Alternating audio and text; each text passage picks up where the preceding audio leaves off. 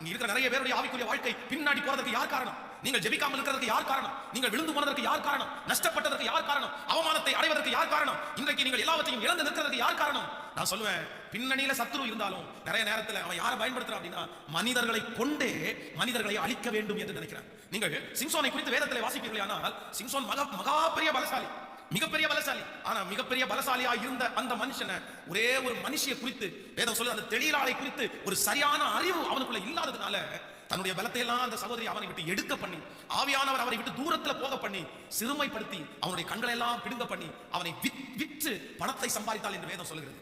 இவ்வளவு பெரிய பராக்கிரமசாலியை மாண்டு போன அப்படின்னு கேட்டா, மனுஷனை குறித்த சரியான அறிவு இல்லாததுனால. நீங்கள் தாவீதுடைய மகன் அம்னோனை குறித்து வேதத்தில் வாசிப்பீர்கள். ஆனால் அம்னோனை குறித்து வேதம் சொல்கிறது, ஒரு துஷ்டன் சாகிறது போல அவன் செத்து போனான். தன்னுடைய சொந்த சகோதரன் அப்சலோம் அம்னோனை ஆள் வைத்து அடித்து கொன்றான். என்ன காரணங்க? எப்படி இந்த பகை உணர்வு வந்துச்சு? எதுக்காக இப்படி பண்ணா அப்படின்னு கேட்டா, அம்னோனுடைய நண்பன் ஒருத்தன் இருந்தான், டியர் ஃப்ரெண்ட் ஒருத்தன். அந்த ஃப்ரெண்ட் அவனை தவறான விதத்துல நடத்ததுனால, தன்னுடைய ஃப்ரெண்ட் தன்னை தவறான விதத்தில் நடத்துகிறான் என்கிறதை அம்னோன் அறியாததுனாலே வேதம் சொல்கிறது, அவனுடைய இளம் வயதுல தன்னுடைய உயிரையே மாய்த்து கொண்டு போகக்கூடிய ஒரு சூழ்நிலை உண்டானது.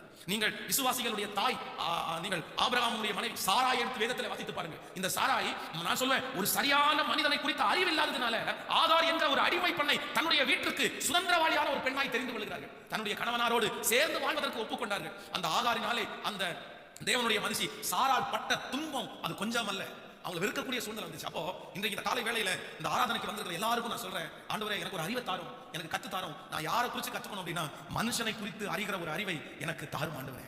ஆமென் சொல்லுங்க.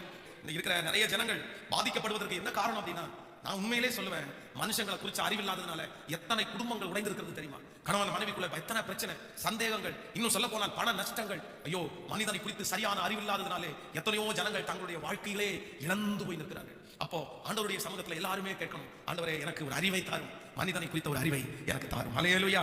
சங்கீதக்காரனாகிய தாவீது ஆண்டவரிடத்தில் சொல்லும்போது சொல்கிறார், கொடிய இடுக்கண்ணில் அகப்பட்டிருக்கிறேன், இப்பொழுது கர்த்தருடைய கரத்தில் விழுவேனாக, ஆனா மனுஷனுடைய கையில மட்டும் நான் விழாதிருப்பேனாக. சங்கீதக்காரனாகிய தாவீது, அவன் எத்தனை ஆட்களை பார்த்தவன், எத்தனை நபர்களை அவன் பார்த்தவன், எத்தனை யுத்த வீரர்களை பார்த்தவன். ஆனா அவனே என்ன சொல்றான் அப்படின்னா, நான் யாருடைய கையில விழுந்துடக்கூடாது. கேட்கல? சத்தமா சொல்லுங்க எல்லாரும், எல்லாம் நல்லா சொல்லுங்க. நான் சொல்றேன், மனுஷனுடைய கையில உங்க ஒரு தேவனுடைய பிள்ளை விழுவீர்களே, ஆனால் உங்க தரிசனம் எல்லாம் ஒன்றும் இல்லாம போயிடும், உங்க எதிர்காலம் ஒன்றும் இல்லாம போயிடும், உங்க வாழ்க்கை ஒன்றும் இல்லாமல் போயிடும். நீங்கள் ஒரு பெரிய லக்க நீங்க அடையவே முடியாது. ஆனா நான் இன்றைக்கு என்ன விசுவாசிக்கிறேன் அப்படின்னா, ஆண்டவர் இருக்கிற நிறைய பேரை கர்த்தர் காப்பாற்றி இருக்கிறார். எங்கிருந்து காப்பாற்றி இருக்கிறார் என்றால், துஷ்ட மனுஷர்களுடைய கையிலிருந்து கர்த்தர் நம்மை காப்பாற்றி இருக்கிறார். மனிதர்கள் வெள்ளம் போல நமக்கு விரோதமாய் வந்தார்கள். சத்ரு மனிதர்களை ஏவி அனுப்பினான், சத்ரு மனிதர்களிடத்தில் ஏதோ ஒன்றை சொல்லி அனுப்பினான். ஆனா ஆண்டவர் அந்த மனிதர்களை குறித்த ஒரு பெரிய நல்ல ஞானத்தை நமக்கு தந்ததினாலே இன்றைக்கு நாம் தோல்வி அடையாமல் வெற்றியாக இருக்கிறோம். எல்லாரும் அதற்காக கர்த்தருக்கு கைகளை உயர்த்தி ஆண்டவருக்கு நன்றி சொல்லுவோம். அல்லேலூயா.